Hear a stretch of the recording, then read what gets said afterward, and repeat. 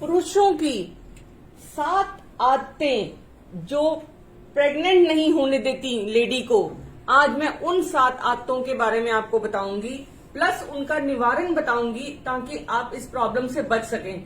छोटी सी उम्र से ये जो प्रॉब्लम है जिसमें आदमी के स्पर्म्स कम हो जाते हैं, वो उसकी आदतें छोटी उम्र में अगर पड़ जाती हैं, किसी भी उम्र में आ जाए तो आपको प्रॉब्लम होगी। पहले हम बात करेंगे जो बहुत कॉमन है, आजकल बहुत ट्रेंड में है, वो है स्मोकिंग। मेरे पास तो एक बीड़ी है, लेकिन आजकल बहुत तरह की चीजें लोग स्मोक कर रहे हैं। हुक्का स्मोक करते हैं, सिगरेट और ई सिगरेट्स, और ये जो स्मोकिंग के कारण डीएनए डैमेज होता है, स्पर्म की मोटिलिटी, काउंट, नंबर सब पुअर हो जाता है और वो रिवर्सिबल नहीं होता। मोर देन 7000 केमिकल्स हैं एक सिगरेट की स्मोक में जो आपको डैमेज करेंगे। तो stop smoking at whatever age you are. दूसरी बात, उसके बाद अल्कोहल, फिर कोल्ड ड्रिंक्स। अल्कोहल और कोल्ड ड्रिंक्स जो कोल्ड बेवरेजेस हैं, आपके एरेटेड बेवरेजेस हैं, इनमें जो केमिकल्स होते हैं, और अल्कोहल से भी डीएनए डैमेज होता है और स्पर्म के काउंट और नंबर खराब होते हैं। ज्यादातर पेशेंट्स मेरे पास तब पहुंचते हैं जब डैमेज हो चुका होता है। अगर इसको छोटी उम्र से ही आप अवॉइड करेंगे और अगर आप संतान नहीं हो रही, आपके लेवल्स में प्रॉब्लम आ रही है, तो आप इसको बंद करिए। तीसरी आदत जिसकी हम बात करेंगे वो है मोटापा। हम बहुत सारा मोटापा है जिन आदमियों को, और जो बहुत ज्यादा एक्सरसाइज नहीं करते और वेट कम नहीं करते, प्लस तला फला बहुत ज्यादा खाते हैं, जंक फूड ज्यादा खाते हैं और स्टीम्ड फूड्स नहीं खाते, उनको भी ये प्रॉब्लम होती है। सो मोटापा इसलिए कम करना जरूरी है बिकॉज जो हार्मोन टेस्टोस्टेरोन को कम करता है, जो कि कॉर्टिसोल लेवल है, वो बढ़ जाता है।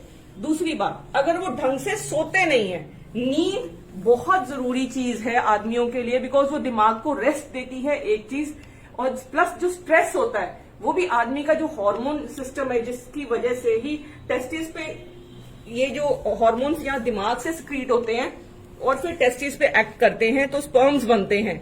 अगर आपको स्ट्रेस है या आपको कोई आप एनाबॉलिक स्टेरॉइड जैसे मसल बनाने के लिए जो आप हार्मोन्स के इंजेक्शन लेते हैं या ऐसी गोलियां खाते हैं, प्लस आपको बहुत ज्यादा मोटापा है, तो आपके जो हार्मोन्स अप डाउन होंगे, उसकी वजह से जो टेस्टोस्टेरोन का जो मेल हार्मोन लेवल है वो कम हो जाएगा।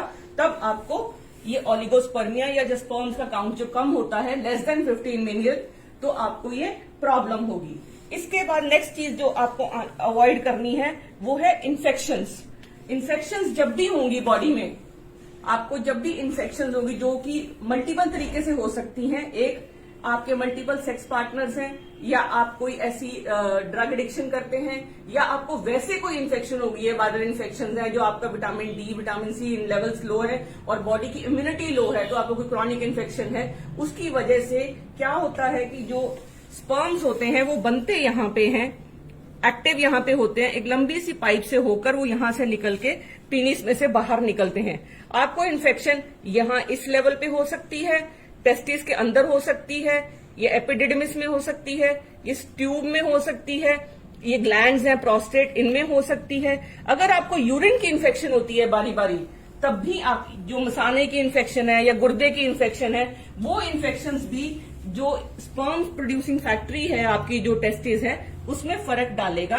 तो इसलिए बहुत जरूरी है, कोई भी टेस्टिस की कंडीशन है जिसमें इन्फेक्शन है या वेरिकोसील है, जो नसें फूली हुई हैं, या नीचे आपकी टेस्टिस नीचे नहीं है, जो छोटी है या बड़ी है, तब भी आपको ये प्रॉब्लम होगी। सो इसलिए बहुत जरूरी है कि आप मल्टीपल पार्टनर्स हो या मैस्टरबेशन हो या फ्रीक्वेंट सेक्स हो, इनसे आप बचेंगे, तो इस आदत को छोड़ेंगे तो ही आपको प्रेगनेंसी, आपकी वाइफ को प्रेगनेंसी हो सकेगी।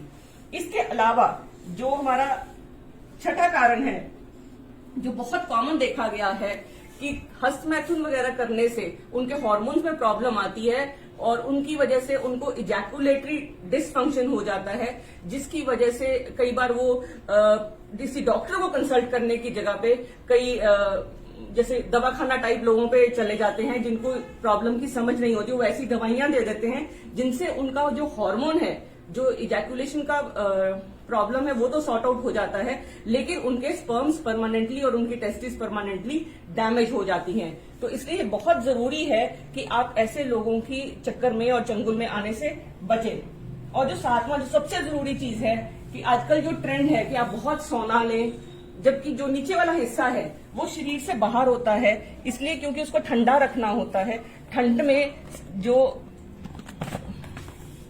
टेस्टिस होती हैं वो बॉडी से बाहर होती हैं, 2 डिग्री कम टेम्परेचर पे होती हैं। कोई भी चीज जो इसका टेम्परेचर बढ़ाएगी, जैसे आप स्टीम बाथ लेते हैं, सोना बाथ लेते हैं, ज्यादा साइकिलिंग 2 घंटे से ज्यादा करते हैं, आजकल बहुत ट्रेंड है साइकिलिंग में, तो 2 घंटे जितनी लंबी लंबी साइकिलिंग नहीं करनी।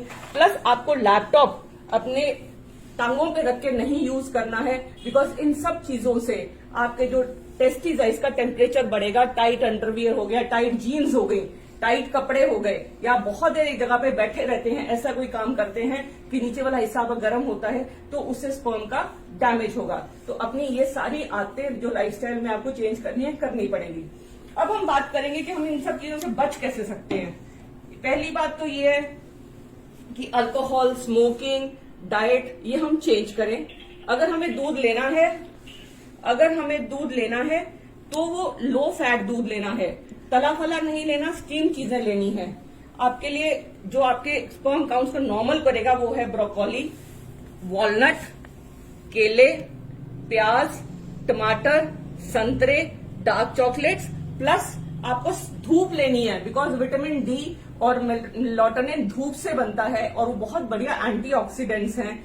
अगर आप ये सब नहीं ले सकते तो इन सब की चीजें जो हैं वो आपको मार्केट में अवेलेबल हैं। विटामिन सी, डी, सेलेनियम, इन सब के सप्लीमेंट्स अगर आप लेंगे कम से कम 3 महीने के लिए लेना है, बिकॉज 60 डेज लगते हैं स्पर्म्स को नॉर्मल आने में।